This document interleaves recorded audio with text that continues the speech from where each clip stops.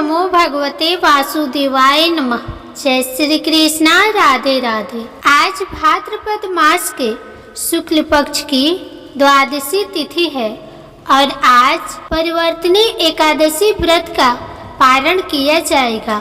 यानी जिन भक्तों ने कल अजा एकादशी का व्रत रखा था वे आज ही अपना व्रत खोलेंगे।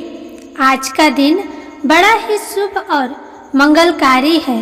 एकादशी के व्रत के पारण के दिन तुलसी माता और लक्ष्मी माता की कथाओं को सुनने से ही एकादशी का व्रत पूर्ण माना जाता है और भक्तों की समस्त मनोकामनाएं पूर्ण होती है। तो जिन लोगों ने व्रत नहीं भी रखा है उन्हें भी द्वादशी के दिन तुलसी माता की कथाओं को सुनने से धन संपत्ति और अनंत शुभ फलों की प्राप्ति होती है। तो आइए भगवान श्री लक्ष्मी नारायण जी के चरणों का ध्यान करते हुए इन कथाओं को सुनते हैं। बोलिए श्री राधे कृष्ण भगवान की जय। आइए सुनते हैं तुलसी माता की संपूर्ण कथाएं। तुलसी माता को हरि प्रिया भी कहा जाता है। जितना भगवान श्री हरि विष्णु सोने चांदी हीरे मोती और रत्नों से प्रसन्न नहीं होते उतना सिर्फ तुलसी दल से प्रसन्न हो जाते हैं। सच्ची श्रद्धा भाव से तुलसी दल भगवान विष्णु को अर्पित करने से मनुष्य के सभी संकट कट जाते हैं और मनोकामनाओं की पूर्ति होती है। शास्त्रों के अनुसार एकादशी के दिन तुलसी जी में कभी भी जल नहीं चढ़ाना चाहिए, क्योंकि तुलसी महारानी स्वयं एकादशी का निर्जल व्रत रखती है। लेकिन द्वादशी के दिन व्रत के पारण के समय तुलसी माता को जल अवश्य चढ़ाना चाहिए और पूरे विधि विधान से पूजा पाठ करके उनके कथाओं को सुनकर ही अपना व्रत खोले। ओम श्री गणेशाय नमः। एक बार एक गांव में एक बहुत ही बुजुर्ग महिला रहती थी। वह बहुत ही पूजा पाठ किया करती थी। वह रोज तुलसी माँ की पूजा करती थी और वह बुजुर्ग महिला रोज तुलसी माता से कहती, हे तुलसी माँ, तुम मुझे बहू दे, पीताम्बर की धोती दे, मीठा मीठा घास दे, बैकुंठ में वास दे, चटक की चाल दे, पटक की मौत दे, चंदन का काठ दे, रानी सा राज दे, दाल भात का भोजन दे, ग्यारस की मौत दे और कृष्ण जी का कंधा दे। वह बुजुर्ग महिला हर महीने में तुलसी माता की पूजा करती और उनके बिरले को रोज सींचती। तुलसी माता बुजुर्ग महिला की बात सुनकर धीरे धीरे सूखने लगी। तभी भगवान श्री कृष्ण जी ने देखा कि तुलसी माता सूख रही है और तभी एक दिन भगवान श्री कृष्ण तुलसी माता जी के पास प्रकट हुए और भगवान श्री कृष्ण जी ने तुलसी माता से पूछा, तुम क्यों सूख रही हो? सभी महिलाएं तुम्हारी पूजा करती है और तुमको रोज सींचती है, लेकिन फिर भी तुम रोज सूखती जा रही हो। इसका कारण क्या है? जिसके बाद तुलसी माता ने भगवान श्री कृष्ण जी से कहा कि हे प्रभु, एक बुजुर्ग महिला मेरे पास रोज आती है और रोज एक ही बात बोलती है, हे तुलसी माता, सबकी दाता, मैं तेरा बिरला सींचती हूँ, तुम मुझे बहू दे, पीताम्बर की धोती दे, मीठा मीठा घास दे, बैकुंठ में वास दे, चटक की चाल दे, पटक की मौत दे, चंदन का काठ दे, रानी सा राज दे, दाल भात का भोजन दे, ग्यारस की मौत दे और कृष्ण जी का कंधा दे। मैं उस बुजुर्ग महिला की सारी मनोकामनाएं पूरी कर सकती हूँ, लेकिन उसकी एक मनोकामना पूरी नहीं कर सकती। मैं कृष्ण जी का कंधा कहाँ से दूंगी? भगवान श्री कृष्ण जी तुलसी माता की बात सुनकर जोर जोर से हंसने लगे और फिर भगवान श्री कृष्ण जी ने तुलसी माता जी से कहा कि तुम चिंता मत करो, जब वह बुजुर्ग महिला की मृत्यु होगी तब मैं मौके पर आकर उसे कंधा दे दूंगा। अब जब वह बुजुर्ग महिला पूजा करने आए तो कह देना कि तुम्हें सब कुछ मिल जाएगा। कुछ दिनों बाद वह वृद्ध महिला ठोकर खाकर रास्ते में गिरकर मर गई। पूरे गांव के सभी लोग आए और उस महिला को सभी लोग धर्मात्मा मानते थे। उसको तुलसी जी की टोकरी कहते थे। उसके परिवार में कोई भी नहीं था, इसलिए गांव वालों ने ही उसके अंतिम संस्कार करने की योजना बनाई और उसे नहलाकर जब बैकुंठी पर बैठाने के लिए उसे उठाने लगे तो उसके मृत शरीर इतना भारी हो गया था कि उसे कोई उठा नहीं पाया। यह सब देखकर वहाँ के सभी लोग तरह तरह की बातें करने लगे और कहने लगे कि यह इतना पूजा पाठ करती थी, हर समय माला फेरती थी, इसलिए यह इतनी भारी हो गई है। वहीं पूरी गांव में चर्चा होने लगी कि डोकरी माई कोई भक्ति नहीं करती थी, यह छल कपट करती थी। हम जिसे धर्मात्मा समझते थे वह पापी है, जो कि किसी से भी नहीं उठ पा रही है। यह इसके कर्मों की सजा है। इधर भगवान ने सोचा कि मेरे भक्त की निंदा हो रही है, इसलिए भगवान ने बूढ़े ब्राह्मण का वेश धारण करके वहाँ पर आए और वहाँ पर एकत्रित लोगों से पूछने लगे कि यहाँ पर इतनी भीड़ क्यों लगी है, जिसे लोग कहने लगे कि यहाँ पर डोकरी माई मर गई है और पाप इतना था कि जिससे यह उठ नहीं पा रही है। सब उठा उठाकर थक गए। तब ब्राह्मण ने कहा, मुझे एक बार डोकरी के कानों में कहने दो, फिर वह देखो कैसे उठती है। तो सभी लोगों ने कहा कि आप भी प्रयास करके देख लीजिए। तब भगवान ने उस वृद्ध महिला के कानों में कहा कि हे डोकरी माई, देखो मैं आ गया। और जो डोकरी पूजा करते समय शब्द कहती थी वह शब्द उसके कानों में कहने लगे, तू बेड़ा सिचू तेरा, मैं करूँ निस्तारा मेरा। डोकरी माई बहू ले, बेटी ले, पोता ले, लड्डू ले, पीताम्बर की धोती ले, गहना ले, घी का घड़ा ले, मीठा मीठा खीर और पूड़ी ले, दाल भात का भोजन ले, धन दौलत ले, रानी सा राज ले, तुलसी जी का पत्ता ले, मुंह में गंगा जल ले, 11 को दिल ले, चंदन का दाग ले, कृष्ण जी का कंधा ले। इतना सुनते ही डोकरी हल्की हो गई। भगवान ने बोला, आओ और इसको उठाओ। भगवान ने हाथ लगाया और डोकरी माई उठ गई। सबको बड़ा आश्चर्य हुआ। उसे खूब धूमधाम से ले जाया गया। भगवान उसे अपने कंधे पर ले गए। पूरे गांव में उसकी चर्चा होने लगी, जिससे उसको मुक्ति मिल गई और वह वैकुंठ में चली गई। सभी लोग देखते रह गए। सभी लोगों ने देखा कि शमशान घाट तक तो ब्राह्मण साथ ही आया था, लेकिन अब वह दिखाई नहीं दे रहा है। इससे लोगों को समझ में आ गया कि वह कोई और नहीं, स्वयं भगवान ही बूढ़े ब्राह्मण के रूप में आए थे। बोलिए श्री तुलसी शालिग्राम की जय। बोलिए श्री लक्ष्मी नारायण भगवान की जय। बोलिए श्री राधा कृष्ण भगवान की जय। अब आइए तुलसी माता की अगली कथा को सुनते हैं। एक बार देवी तुलसी विवाह हेतु वर ढूंढने के लिए तीर्थ यात्रा पर निकली थी और ढूंढते ढूंढते वह गंगा किनारे पर पहुंच गई। उस वक्त गणेश भगवान गंगा किनारे तप कर रहे थे। उन्हें देखते ही देवी तुलसी उन पर मोहित हो गई और उनके मन में गणेश भगवान से विवाह की इच्छा उत्पन्न हुई। फिर देवी तुलसी ने गणेश जी के पास जाकर उनका ध्यान भंग कर दिया। आंखें खोलने के बाद गणेश भगवान के सामने देवी तुलसी खड़ी थी, लेकिन सामने एक स्त्री है, इसलिए अपने क्रोध को नियंत्रण में रखकर गणेश भगवान ने पूछा, आप कौन है देवी और मेरा ध्यान भंग करने का क्या कारण है?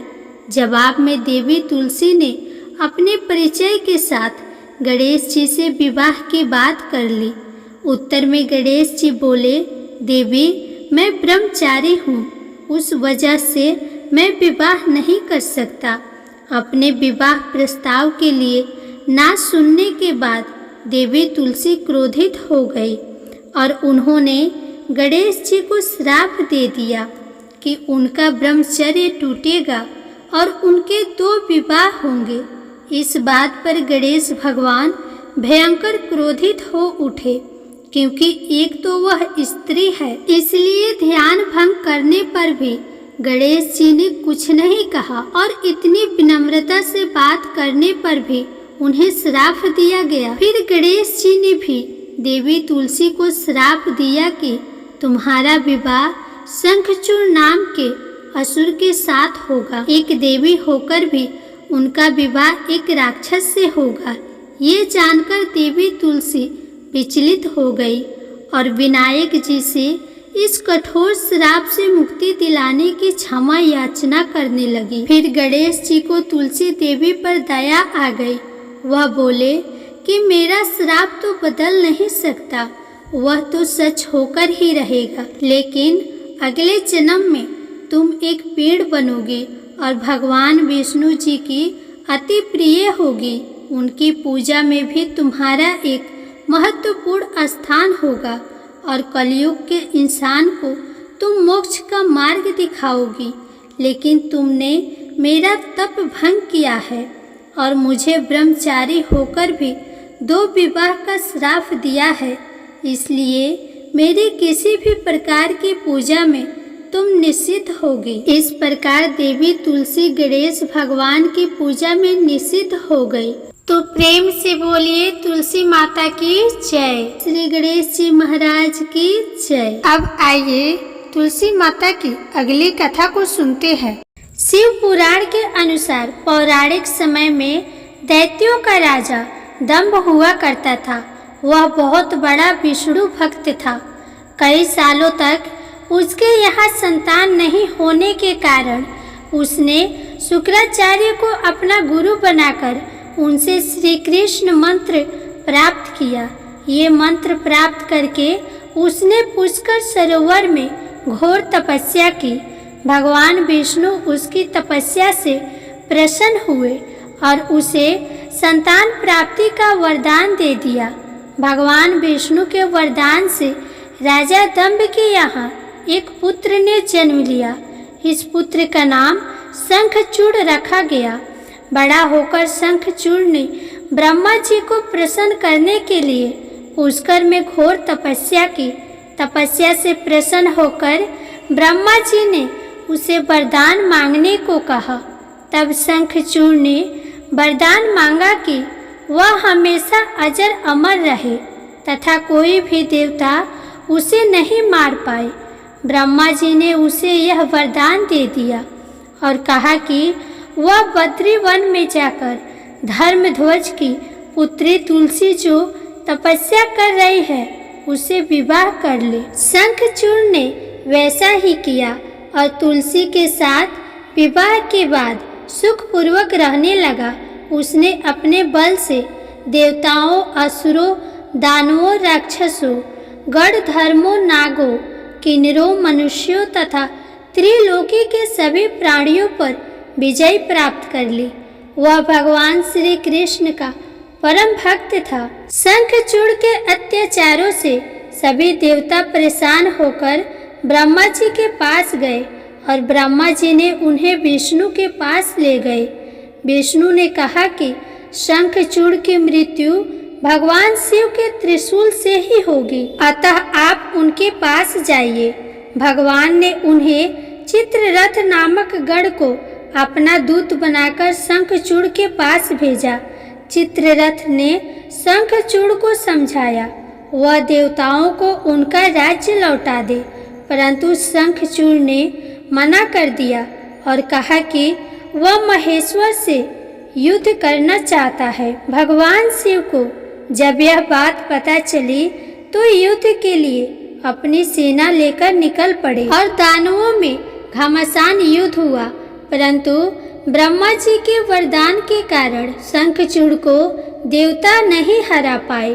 भगवान शिव ने शंखचूड़ का वध करने के लिए जैसे ही अपना त्रिशूल उठाया तभी आकाशवाणी हुई कि जब तक शंखचूड़ के हाथ में श्री हरि का कवच है और उसकी पत्नी का सतीत्व अखंडित है, तब तक इसका वध असंभव है। आकाशवाणी सुनकर भगवान विष्णु वृद्ध ब्राह्मण का रूप धारण कर शंखचूड़ के पास गए और उससे श्री हरि कवच दान में मांग लिया।